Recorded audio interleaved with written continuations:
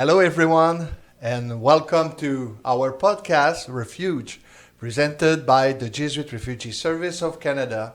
I'm Yves Deschênes. With me today, the country director of the service, Norbert Pichet. Hello, Norbert. Good morning. And also our Jesuit colleague, Marc-André Wieselowski, outreach worker here at the service. Marc-André, hi. Hello, Yves. How are you? I'm good. And yourself? Very well. Great. So, welcome. Today, after a short press review, Norbert will share with us his comment about the actual debate around the program for the status of migrants and refugees. Yes. All right. And this presentation will guide us to a little introduction of the advocacy program here at JRS Canada. All right. Now let's start with our press review. Some articles we choose to share with you. So, Marc-André. Yeah, so we have 3 points to share with you all today on migrant and refugee news. First off, Pope Francis wrote a letter to Jesuit Refugee Service in honor of our 40th anniversary. Yeah. So JRS has been around for 40 years. In the letter, he underlined the great inspiration of Pedro Arrupe, his inspiration to begin this work with refugees of the Society of Jesus. Without it, it wouldn't have happened. Yeah. And I quote also from Pope Francis in the letter. He says, "Nowadays, too many people in the world are forced to cling to barges in an attempt to seek refuge from the viruses of injustice, violence, and war." So we see here that really there's not just the coronavirus out there. There's all these viruses that we shouldn't forget during this time of pandemic. Yeah, exactly. And I think it'll increase with climate change.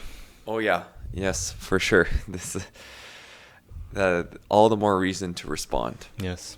Say, hey, probably Pope Francis also say to JRS around the world, continue the good work. For sure, for sure. He wants us to continue as so long as there are refugees on this earth. Yeah, exactly. Yeah. All right, so now Toronto, I think. Yes, in Toronto, a study was done that found that racialized and immigrant communities are the ones hardest hit by the housing crisis. So a study found within racialized communities in most neighborhoods in Toronto that over 46% experience overcrowding in their housing situation. And this is in stark contrast to the non-racialized communities in the same neighborhoods, of whom 25% or less experience overcrowding. So no wonder racialized and immigrant communities are worst hit during this pandemic, if about over 46% of them in Toronto are overcrowded in their housing situation. Wow. So the arrival, when the refugees are finally here in Canada, the journey has not stopped. It still continues. No, there are still challenges, and there's still great things that we've got to do in order to make their situation better. That's for sure.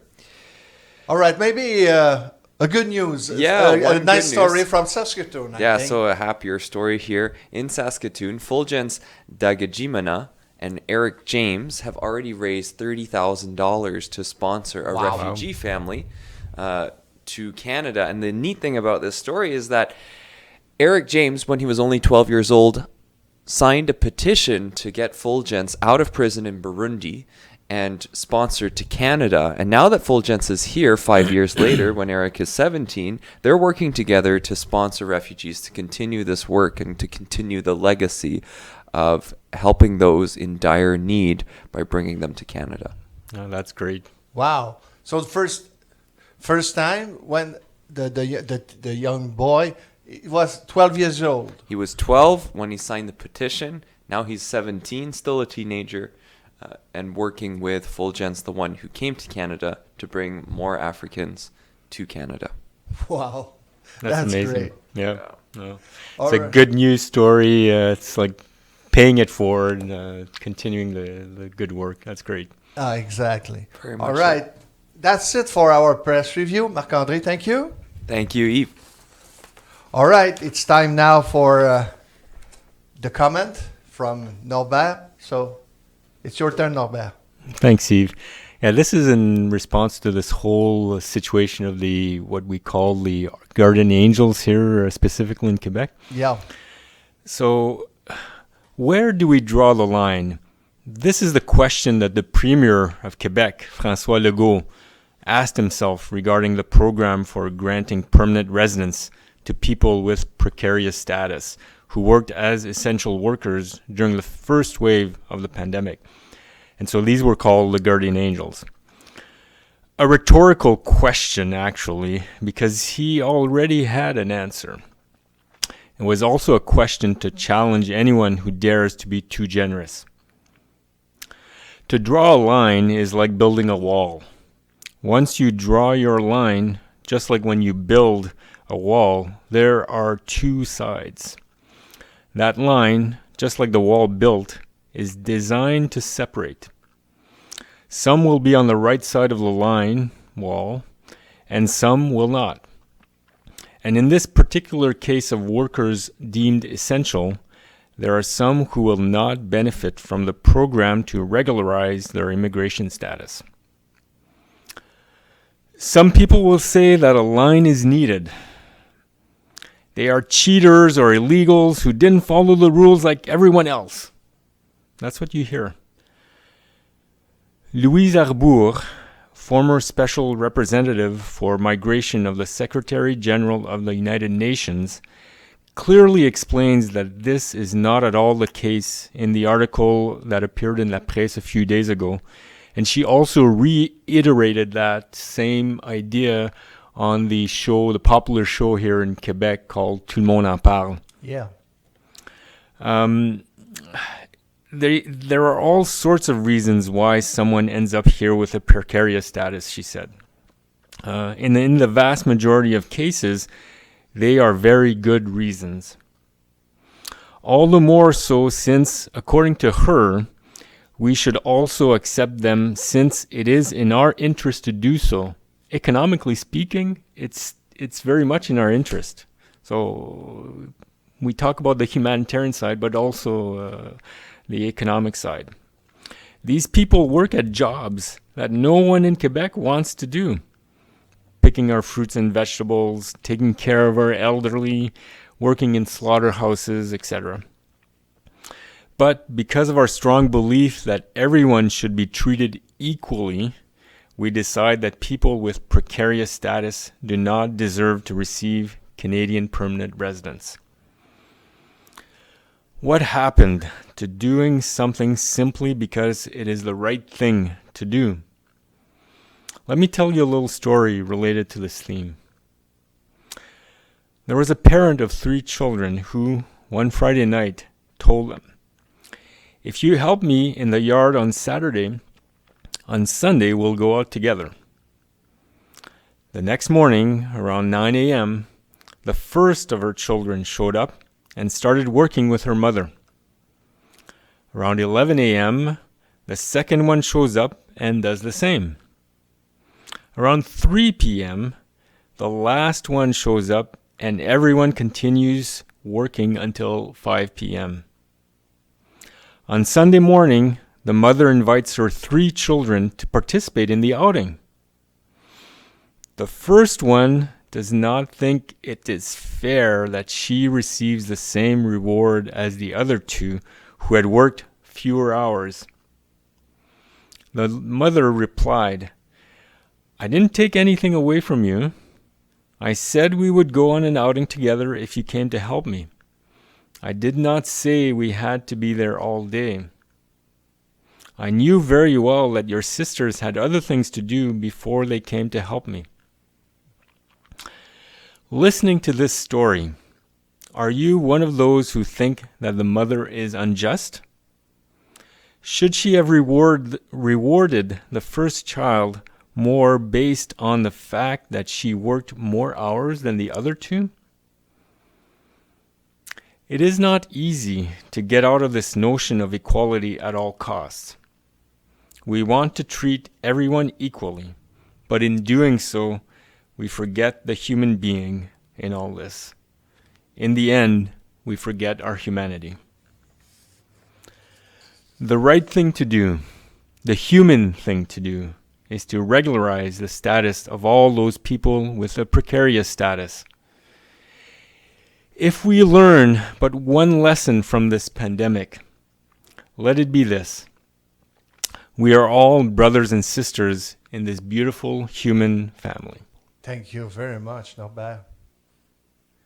Thank you, Norbert. That was beautiful. This question of no one must be forgotten. It's our campaign, maybe our annual campaign, the campaign of 2020.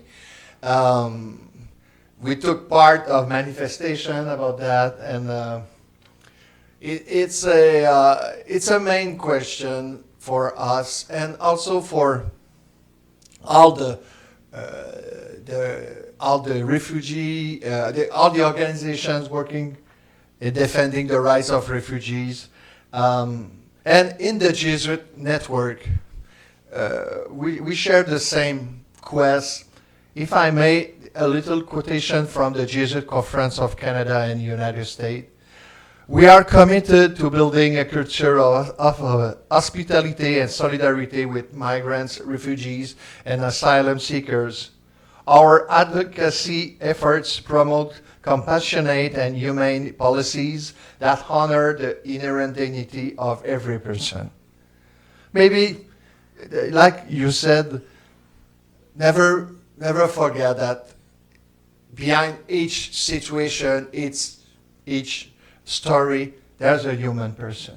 That's right. Yeah, exactly. I think that's the key thing in all this, is to always remember that there are human beings behind those numbers, and to remember that is to say that we are in solidarity with them. We all are always there with them. We will accompany them, and I think that's the most important thing in all this, is to always be mindful of that fact that we need to be present to these people. Exactly. This message for people maybe like us, like you who are watching or listening our podcast, it's not difficult to have your approval about this message, this campaign, but it's maybe a little bit tougher with our neighbors, our friends, our family members. We have to share this message with our neighbors and friends. A recent poll showed that 40% of respondents in Canada want to reduce permanent immigration numbers. We need to explain to our friends and families that migrants are an essential part of the fabric of communities, and reducing immigration means reducing rights for our friends and neighbors.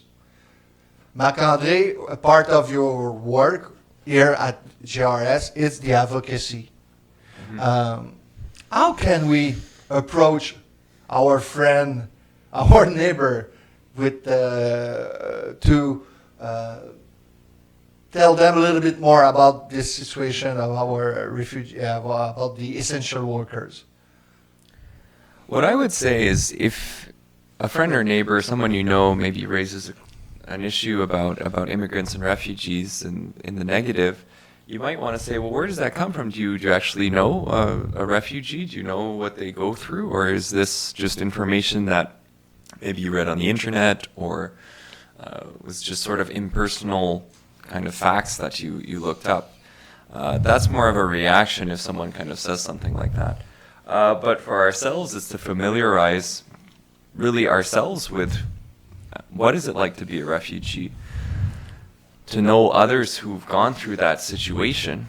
I can talk personally. My father was a refugee. He came from communist Czechoslovakia to Canada in the late 1970s. So I kind of have that experience in mind. But if you don't know that kind of experience, if you don't know someone who has had that experience, it's good to seek it out and then start from there. the witness and to realize the humanity of these people who are going through extreme struggles will help you to change your own opinion, but also to help you to help others to know that everyone must be included and no one must be forgotten. Thank you for sharing that, Marc-André. We have big goals. There's a lot to do, and we are a little team here at JRS Canada, so we need to work in solidarity with many other organizations. Probably in the next podcast, we'll have the chance to present you some of these organizations. We are engaged also in many subjects. But maybe we can talk about CCR, the Canadian Council for Refugees. CCR, so the Canadian Council for Refugees, is an umbrella organization that groups all the NGOs, charitable organizations that work with refugees in Canada. It's a great initiative to combine and make our efforts collective across the country when we need to present our position to the government, when policy needs to be changed, for issues, for information sharing across the country so that we have updated information on what refugees and migrants are going through. It's got a rock star director. Her name is Janet Dench, who's had a lot of experience in refugee law, in going to the IRCC, Immigration, Refugee, Citizenship Canada, and presenting the position and the reality of migrants, especially refugees, who are in precarious situations to the government for policy change. We meet regularly, and yeah, it's a great way to network and to make efforts collective. Great. Yeah, and what makes the CCR so I think great is the participation of the member organizations. The CCR, when they do their advocacy work, they base it on the activities of the member organizations. If they need some information about what's going on the ground, well, they go to their member organizations and say, we need some concrete things, what's going on the ground, so that we can go and do that advocacy to the government. So I think that's one of the great things about the CCR, is that the member organizations are really part and parcel of this. And finally, maybe we can add that for many years, CCR, the Canadian Council for Refugees, took the lead about for representation with the federal government for some laws, important laws about refugees and immigration. They lead from some law cases at court. Yes. Actually, there are some important also. Yeah. So they're one of the leader. Oh, for sure. Nationally. For sure, yeah. Yeah. And there's several cases that could be talked about, and the latest one is the let's say third country agreement, which was struck down, but it's being appealed right now by the government. All right. So maybe one day we'll have the chance to talk with Janet. Yeah, maybe. Cross fingers. We'll see. At the end of this podcast, I want to invite you to take a look at our website, canada.jrs.net. Follow, watch, see, and follow us on our Facebook page. There's a way to have some informations to make your idea about those themes we can present to you, like the one we talked about this morning or today, depending at the time you're watching or listening this podcast. And you can also take a look at CCR website if you want to. But inform yourself. I think it's a nice way to begin.